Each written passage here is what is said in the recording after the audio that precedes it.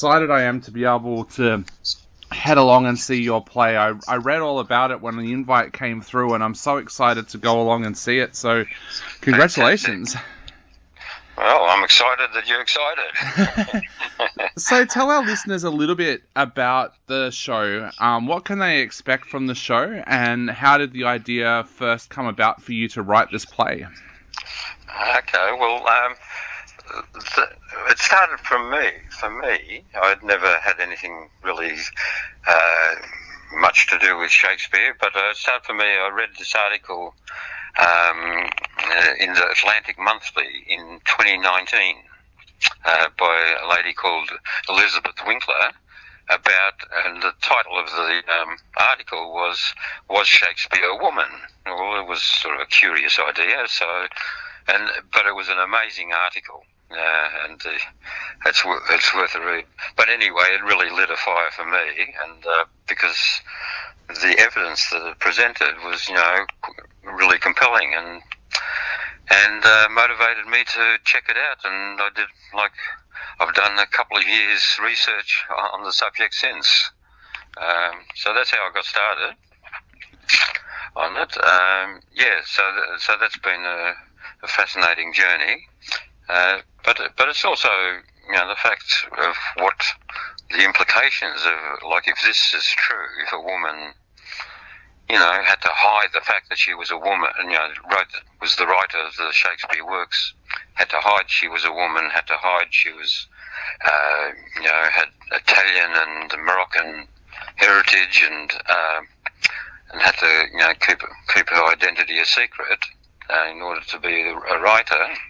I mean, it just seems to a very relevant subject and theme today. Yeah. For me, it wasn't really about reading history. It was about the relevance today. So, after you read the article, tell us a little bit about some of the research that you went and did into this, because I know over the years I've read a couple of theories about who wrote Shakespeare's work. So tell us a little bit about the research that you did after you read the original article. Yeah. Okay. So there's a lot of male candidates, for who might have been the real author. But if it's a woman, it really changes the whole paradigm. It's and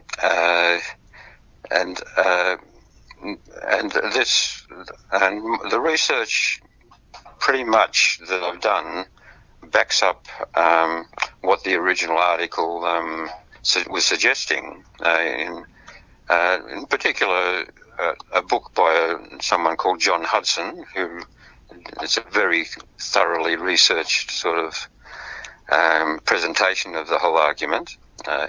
But the sort of research, well, first of all, there's evidence in the plays themselves. There are 15 characters in the plays that have her name.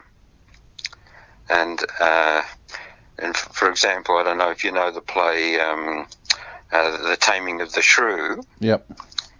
Well, that has a character named Emilia. It has a character named Baptista, which was her father's name.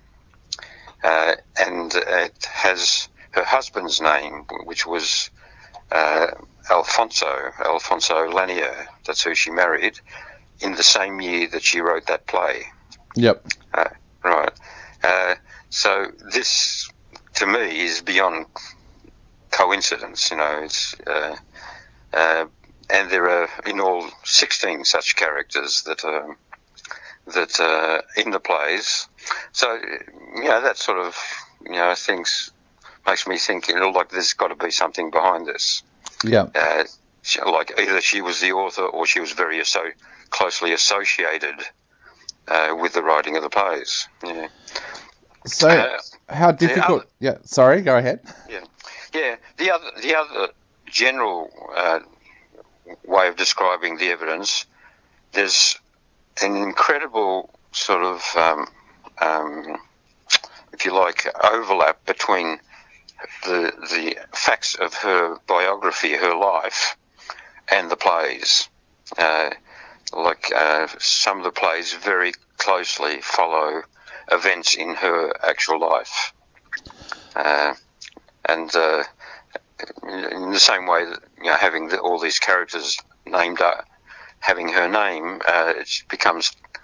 The evidence just seems to mount more and more and point more and more to that there's got to be something to this. Definitely. So how difficult was it then to take that evidence and put it into the theatre production that we're going to see on the 13th of August? Okay, yeah.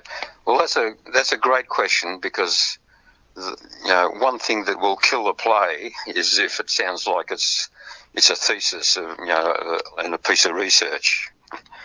Right? Yep. So in a way, you've kind of got to forget the research and write a play. You have to create a character, you have to create a plot, and the research, has to come through in an organic way. Like the facts or the evidence, it can come through in an organic way. It can't be the point of the action of the play.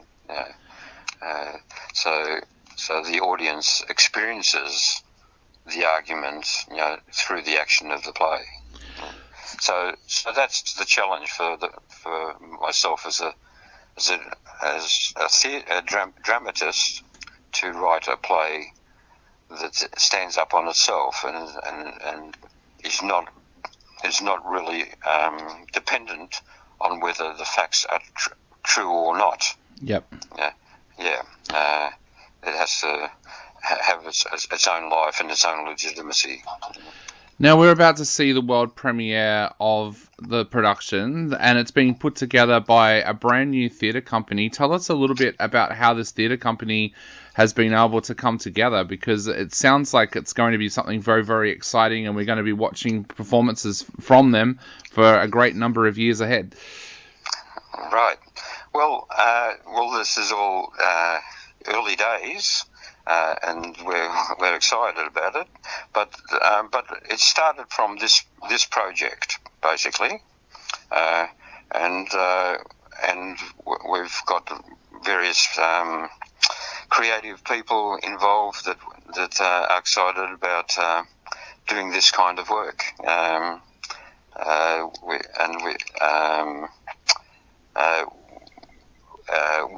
what the future will be. I mean, it'll be step by step. So this is our first step to present this production, and possibly eventually to a wider audience, and perhaps possibly to travel with it, for the show to travel in Australia and abroad. Because the subject is something that's taken off in places like the United States. The Emilia Bassano story is now making quite a impact in a lot of places. Definitely. And you're working with director Bryony Dunn on this as well. Tell us a little bit about Bryony and how she's worked to bring this to life as well. Okay, so Bryony, is, in my mind, to me, an extremely creative director. She has kept herself apart from the research, which I think is a good thing. I mean, if there's facts to be confirmed or to be make sure there's consistency, I'm there for that. But Bryony is there to bring it to life, to bring the characters to life, to bring the story to life, to make a dramatic impact. And so Bryony's work is with the actors, basically. So the actors, she's the one that sort of, in a way, feeds the actors, and transforms the script. I mean, the script is just is a map but it's the director that and the actors that have to actually make it live.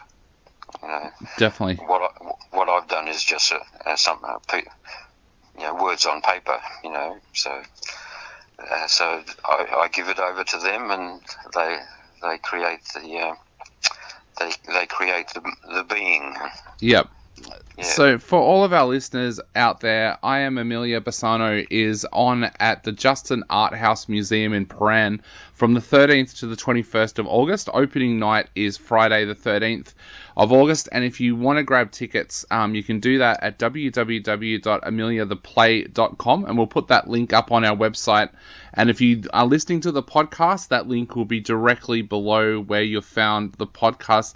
John, I guess to finish off, what would you like to say to people out there who are thinking about heading along to check out the production?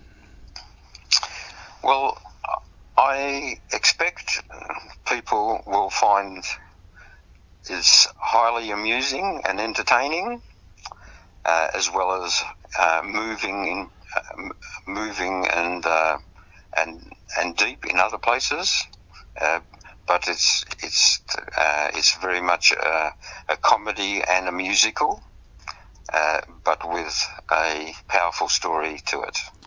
Definitely. And once again, for all of our listeners out there, if you want to head along to check out Am Emilia Bassano, it is on from the 13th to the 21st of August at the Justin Art House Museum in Paran.